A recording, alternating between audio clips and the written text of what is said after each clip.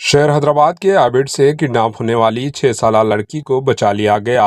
रियासत तेलंगाना के दारुल हुकूमत शहर हैदराबाद के आबिड्स पुलिस स्टेशन के हुदूद से अगवा 6 साला लड़की को पुलिस ने 24 घंटों के अंदर बचा लिया।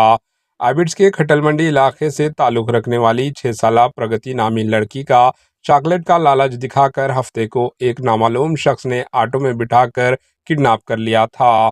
पुलिस ने किडनैप की शिकायत के साथ ही वहां लगे सीसीटीवी फुटेज का तजाज़िया किया और जिले रंगारेड्डी के अनवामुल सवाग गांव के करीब किडनैप करने वाले को पकड़ लिया और इनसे बच्ची को बचाकर पुलिस ने इसे इसके वालिदैन के हवाले कर दी। पुलिस ने बताया कि ये लड़की अपने भाई के साथ कटल मंडी इलाके में ठहरी हुई थी। इसी दौरान इसका किडनैप कर लिया गया।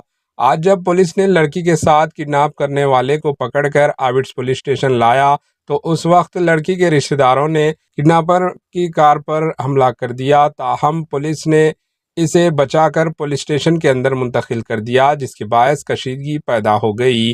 Bureau report, AHN news.